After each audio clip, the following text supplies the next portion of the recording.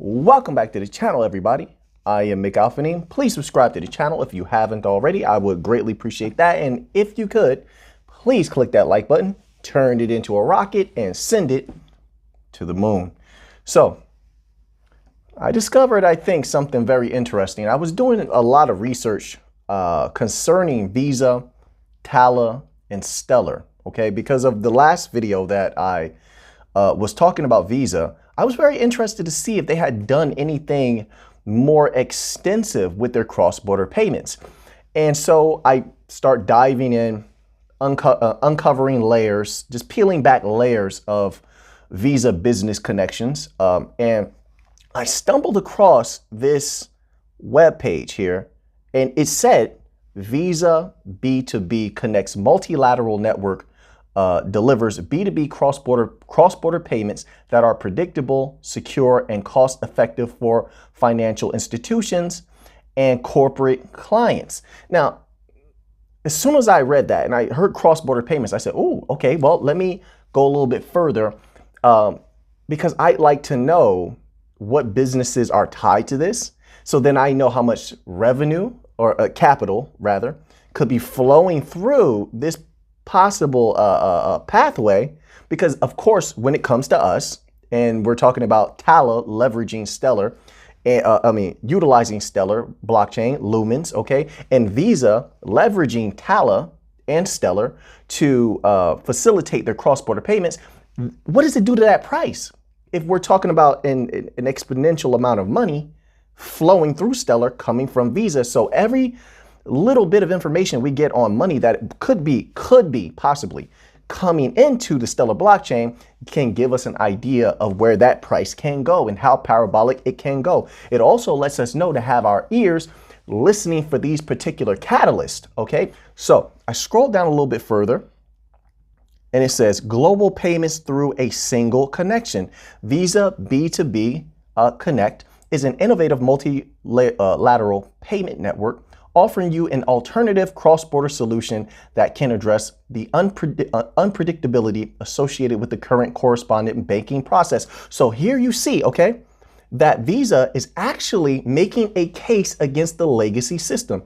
And I said this before in my previous video where I was talking about Visa, and I said, why would Visa not go after the same market as IBM? Why would Visa not go after the banks? They have all that you could possibly want and need to take a large amount of business from the legacy system, bring it into Visa, and facilitate cross-border payments with ease, okay? So I was putting that forth, and now we're seeing that this might actually be coming to fruition. We're going to go a little bit further. I'm going to give you a little bit more. I discovered some interesting things here.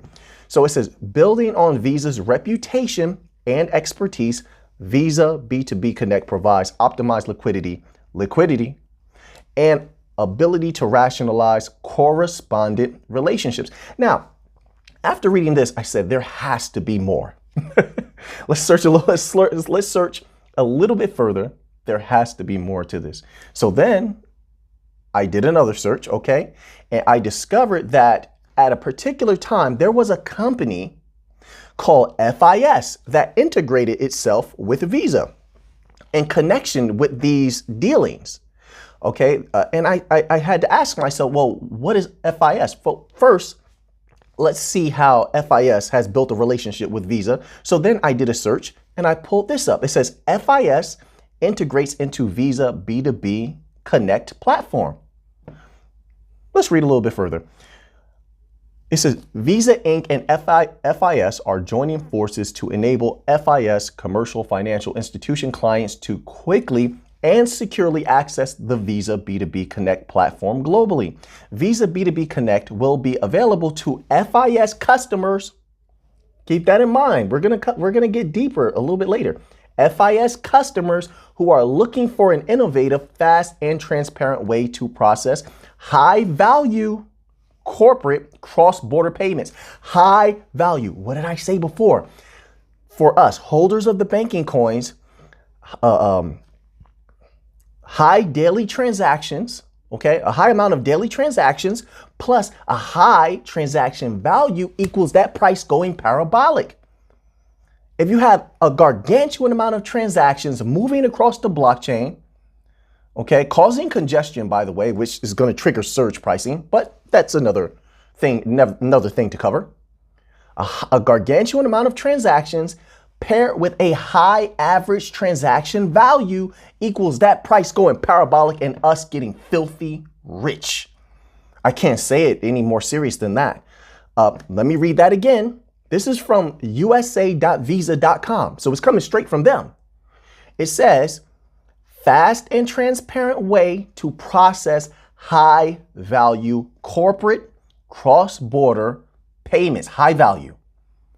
We're talking about a lot of money, but let's go a little bit deeper. We need to understand a little bit more about what FIS is. What is FIS? Let's find out.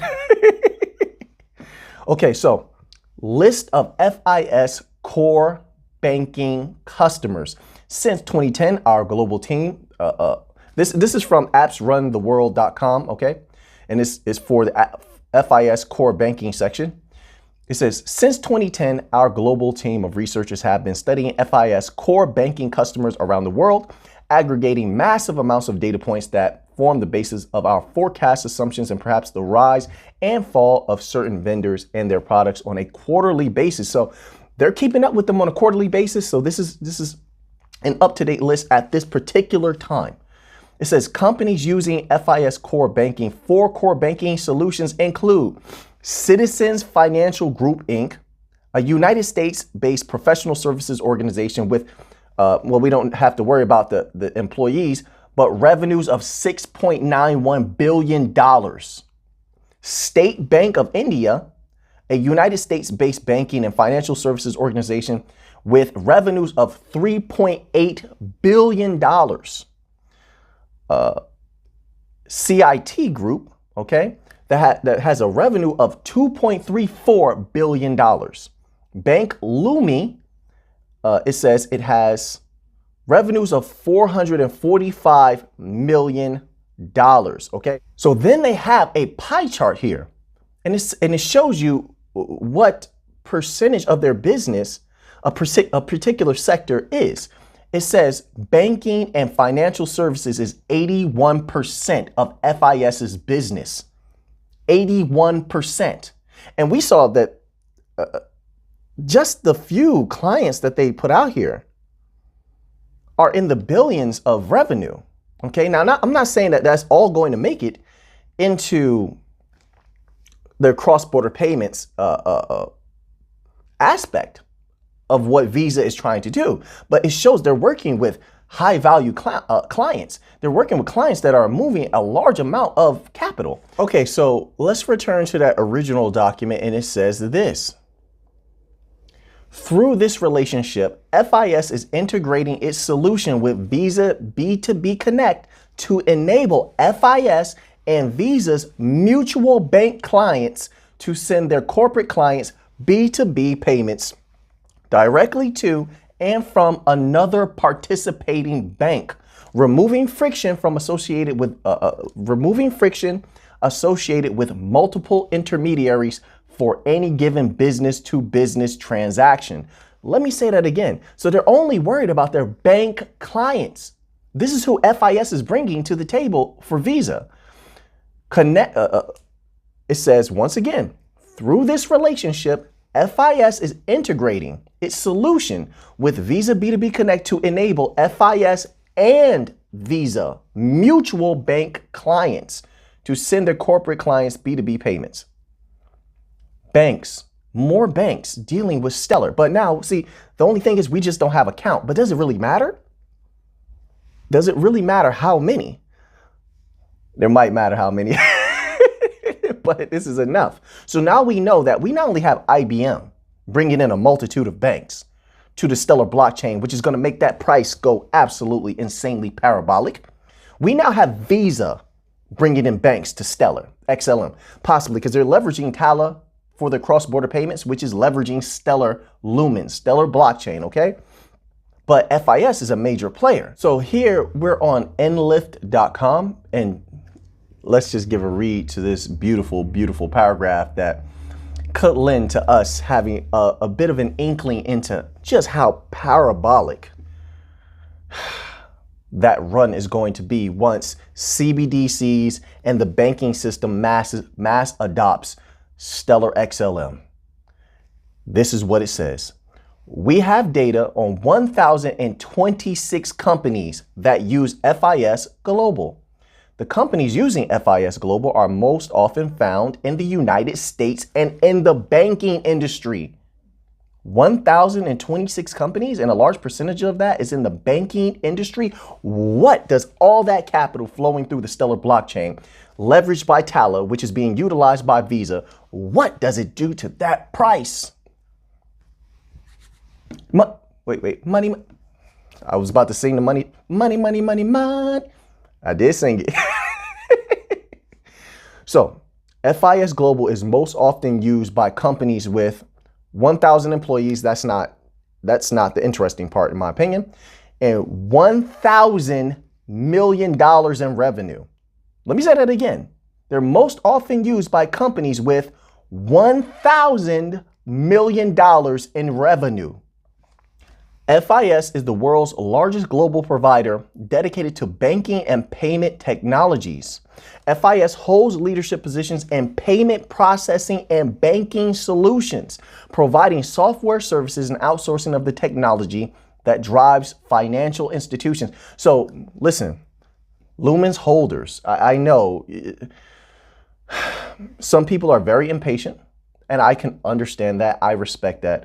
I'm just a researcher who provides research and shares his enthusiasm. But we are getting deep, so deep, into the banks, into the banking sector as the Stellar Foundation, that I don't see how that parabolic run is not so insane that people are literally having heart attacks when they see the price. Now, I could be wrong. Anything is possible. I'm a realist. Anything is possible. Okay, but all of the data points towards an insane rise in price. Once there's regulatory clarity, CBDCs are rolled out, and everyone is mass adopting Stellar XLM Lumens as their rail. It's open source. Anybody can use it. They have a nonprofit that's easy to work with. Okay, we're getting very, very deep. I think we're deeper than everyone else. It's just what they're doing is very much behind the scenes. I know there's a lot of non-disclosure agreements signed, so not everyone's going to come out like how how Ripple does and say, "Hey, we have all of these banks." No, but we have a lot of banks. I almost believe XLM has more banks than XRP at this point. We had over 150 banks just from IBM alone, and that was like a year ago, right?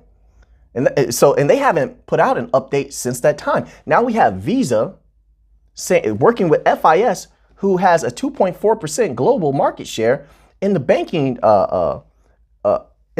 sector, and is apparently, it says here on Enlift, FIS is the world's largest global provider dedicated to banking and payment technologies. They're bringing a multitude of banks to the table. They have apparently 1,026 financial and banking partners. I mean, you can extrapolate that how you want. This is a very, very good discovery. It's a very good time to be alive and be a holder of XLM Lumens. Listen, that price goes, the lower the price goes right now, the better. I can accumulate more. The more you have, the easier it is for you to become a millionaire when that parabolic spike happens, when it occurs. FIS's own yearly revenue is $12.2 billion US. This is a major player. It's a major player, okay? $12.2 billion. So now, of course, that money doesn't necessarily mean it's going to flow. It doesn't necessarily mean that money is going to flow through these payment corridors and flow through Stellar, but it gives you an idea of who is bringing clients to the table. This is not a little fish. This is a big fish. Okay. And I discovered a PDF. PDFs are so wonderful. They give you information that you're not going to find anywhere else. This is why, even though PDFs can be very extensive, and even a lot of pages, they are worth the read. This is page 5 out of 158. It says, our systems support more than 350 million active accounts and annually process over 75 billion transactions worth, wait for it, worth $9 trillion.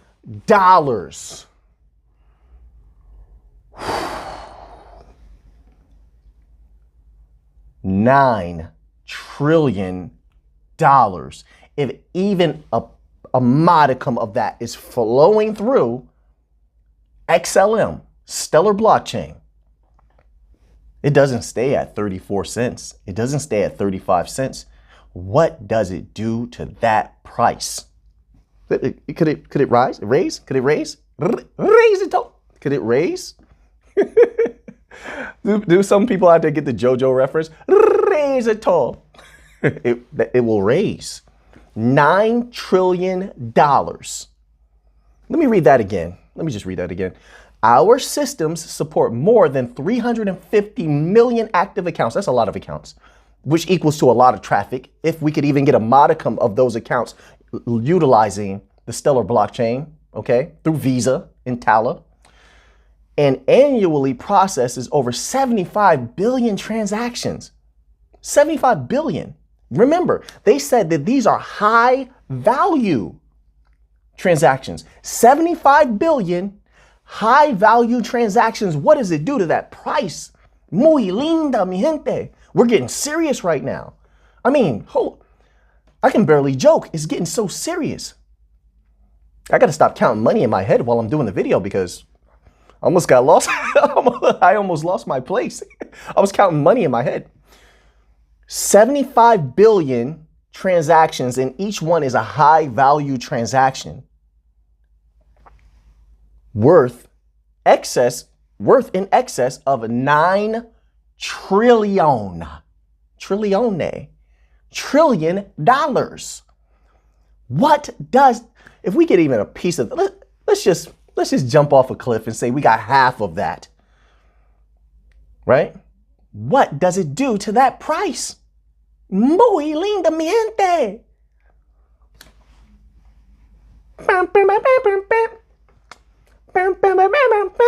Money. Oh man, it's looking very, very good. I love research and I love sharing with everybody out there. So it's looking very, very good. I'm gonna go a little deeper with this search here, but as I said, this is Visa. They have integrated with FIS. This happened some time ago, so this is nothing new. They've had time to work on this. It just hasn't been rolled out yet. They integrated with FIS, or FIS integrated with Visa. Okay, they have over 1,000.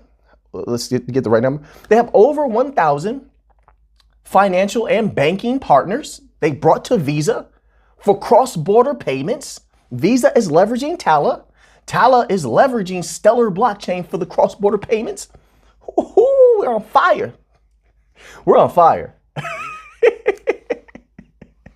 And yearly, FIS is bringing $9 trillion to the table. Yearly. 75 billion high value transactions yearly. If this happens, right? Let's say if everything rolls out according to plan, like I said, anything can happen. We're realists here. But if everything goes according to plan, what do you really like? Let me know in the comments section. I'm going to read some of these comments. What does it do to that price? This is all factual. I'm going to be posting the PDF so you can read any links that I have to this. Just give me a little bit of time. You go in the community tab and check out my community tab. I post a lot of PDFs and a lot of tweets there and information I find. I post in the community tab.